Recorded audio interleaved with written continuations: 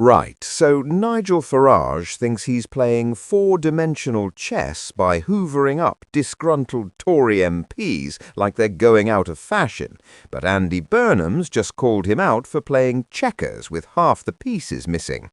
The Mayor of Greater Manchester, the King of the North himself, has absolutely savaged Farage's strategy of welcoming what he brilliantly described as washed-up Tory MPs into Reform UK. And honestly, watching Burnham dismantle Farage's master plan is more entertaining than anything you'll find on prime-time telly. This is political theatre at its absolute finest, and we're here for every single second of it. Quick favour, if you're loving this already, smash that subscribe button right now. Seriously, over 94% of you watching haven't subscribed yet. It's completely free, takes literally 1 second, and means absolutely everything to us here at British Mirror. Cheers if you did. Right, back to Andy absolutely demolishing Nigel. So let's set the scene properly, shall we? Last week, Robert Jenrick, former Tory MP and someone who clearly decided the Conservative ship was sinking faster than the Titanic, defected to Reform UK. That made him Farage's 6th MP in the House of Commons. But wait, there's more, because just days later, Romford MP Andrew Rosindell followed suit, bringing Reform's parliamentary haul up to a magnificent 7 whole MPs. Farage must be absolutely chuffed with himself, probably popping champagne corks and dreaming of number 10. This defection deluge, this absolute exodus from the Tory benches, got so serious that Kemi Badenoch had to hold an emergency meeting of the 1922 committee. On Wednesday, January 21st, she stood up in front of her increasingly panicked MPs and delivered what can only be described as a desperate pep talk, telling them, "Where reform is negative about our country, we will be fueled by positivity," which is political speak for, "Please, for the love of God, stop jumping ship. We're trying to be optimistic here whilst everything burns around us." But Farage hasn't just been collecting current MPs like Pokemon cards. Oh no, he's been far more ambitious than that. In recent months, he's welcomed several former senior Tories into his ranks. We're talking about Nadeem Zahawi, the ex-Chancellor who had that whole awkward tax situation, Malcolm Offord, Scottish Conservative life peer, because apparently reform needed some aristocratic flavour, and Nadine Dorries, former Culture Secretary, and someone who's made a career out of being spectacularly controversial. It's like Farage is building a greatest hits album of divisive Conservative politicians, and he set May 7th as the cut-off point for admitting current and former MPs into the party. It's like political musical chairs, except when the music stops, everyone's fighting over who gets to wear the purple and yellow rosette. Now, here's where it gets absolutely brilliant. In an exclusive interview with Express, Andy Burnham was asked about Reform growing stronger as a party in recent weeks, and his response, chef's kiss, absolutely perfect. He basically said, "You say that, but are they though?" Already he's questioning the entire premise, like a teacher who's caught you lying about your homework.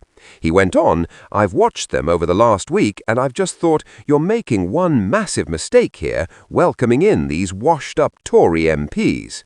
Washed-up Tory MPs. Let that phrase marinate for a moment. That's not just criticism, that's political assassination delivered with a smile. Burnham didn't stop there either. He twisted the knife beautifully. I mean, these are the sort of people who were the cheerleaders when Margaret Thatcher was destroying this place in the 1980s. For anyone not familiar with northern politics, invoking Thatcher in Greater Manchester is like mentioning Voldemort at Hogwarts. These are communities that still remember the devastation of deindustrialization, the mines closing, the factories shutting, entire towns hollowed out, and Burnham's reminding everyone that these reform defectors were there, cheering it all on. He continued, "They are hitching their wagon to all of these Tories. Reform are welcoming in the worst of the Tory party, and I don't think it goes unnoticed in these parts that they're doing that, so I think they're making a major mistake. The worst of the Tory party, not just any Tories, the absolute bottom of the barrel, the dregs, the ones even other Conservatives are quietly relieved to see go. That's Burnham's assessment, and it's brutal. But the political analysis gets even sharper because Burnham spotted something that Farage seems to have completely missed. He pointed out, "I think the public might find it harder to tell them apart, or that Reform are sort of the extreme version of the Tories. I don't think this is going to help them." And that's genuinely insightful. Reform's whole brand has been about being different, being the anti-establishment choice, the party that's not like the others. But if you fill your ranks with the exact same people who've been in Parliament for years, wearing blue rosettes instead of purple ones, what's the difference? You're just the Tories with different branding, like when supermarkets rebrand their value range and pretend it's something new. Burnham then exposed what he sees as Reform's fundamental contradiction. "I think they have posed as a friend of the North. They've posed as a friend of the working-class communities in these parts, but then they're saying now that they're going to scrap the Northern Powerhouse rail that the government committed to last week. So their true colours are coming through." This is absolutely key. Reform has spent ages trying to position themselves as champions of left-behind communities, the voice of the forgotten working class, the party that actually cares about places outside London. But then they oppose major infrastructure investment in the north. It's like claiming you love someone whilst cancelling their birthday. The actions don't match the words, and Burnham's calling it out.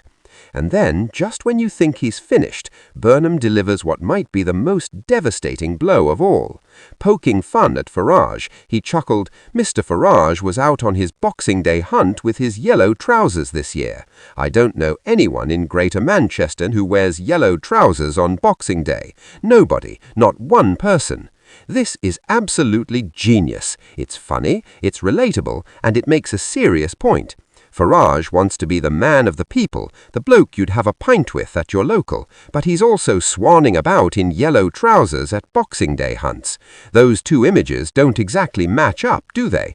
You can't simultaneously be the voice of working-class Britain and the personification of upper-class country pursuits. Well, you can try, but Burnham's making sure everyone sees the contradiction. The yellow trousers comment is politically brilliant because it's the kind of observation that sticks. People will remember that. It's visual, it's specific, and it perfectly encapsulates the disconnect between what Reform claims to be and what they actually are. It's the political equivalent of pointing out the emperor's got no clothes, except in this case the emperor's got yellow trousers and thinks he looks brilliant. Now, whilst Burnham's busy dismantling Farage's strategy, there's growing speculation about his own political future. Following suspended Labour MP Andrew Gwyn's announcement that he's stepping down for medical reasons, people are wondering if the King of the North could be returning to Westminster. Some are even speculating he could challenge Keir Starmer's position as Prime Minister. That's quite the jump from mayor to potential PM, but in British politics right now, stranger things have happened. We've had 3 prime ministers in the space of months. We've had lettuce outlasting leaders. Nothing's off the table anymore. But Burnham's got other things on his mind right now, specifically something he's waited all his life for. On February 28th, for the first time in its history, the Brit Awards are moving out of London and coming to Manchester. Burnham's absolutely buzzing about it, and you can hear the genuine excitement in his voice. It's massive for Manchester. I've been for years hoping that this day would come. I was the culture secretary a long time ago, and I said to them, "Come on, when are you coming to Manchester?" This matters more than you might think. For decades, the Brits have been a London institution, another example of everything important happening in the capital whilst the rest of the country watches from a distance. Manchester getting the Brits is symbolic of a broader shift, a recognition that Britain's cultural and economic centre of gravity isn't exclusively in London anymore. Burnham gets this. I think it's a reflection of how far the city has come that this actually is happening, because we've got loads of infrastructure, hotels, everything. It's a big sign that Manchester is massively right up there now. He's connecting this to Manchester's broader story, its revival after the devastation of the 1980s. I personally feel that music started the revival of Manchester because I was growing up here in the 80s in my teenage years, and in the decades since, it's been amazing to see the city thrive, but we're not finished yet by any means. Music and Manchester are intertwined in ways that few other cities can match. The Smiths, Division Joy, Oasis, the Stone Roses, these weren't just bands, they were cultural movements that put Manchester on the global map. Burnham understands that culture and politics are connected, that a city's identity matters, and that these symbolic moments are actually important. But let's circle back to the main event, Burnham versus Farage, because this clash represents something bigger than just two politicians having a go at each other. It's a battle for what British politics is going to look like over the next few years. Farage is betting that hoovering up disaffected Tories will give reform legitimacy, parliamentary experience and a broader appeal. He's calculating that people who liked the Tories but thought they weren't right-wing enough will flock to reform now that it's got recognisable faces. Burnham's betting the opposite. He's gambling that voters, particularly in the north, will see through this strategy and recognise it for what it is, the same old Tories in different packaging. He's arguing that reform is fatally compromising its outsider status by welcoming in the ultimate insiders. And he might well be right. The upcoming by-elections are going to test these competing theories. Will voters see reform as a fresh alternative, strengthened by experienced MPs, or will they see it as Burnham does, as washed-up politicians jumping from one sinking ship to another, hoping nobody notices they're wearing different life jackets? The answer will tell us a lot about where British politics is heading.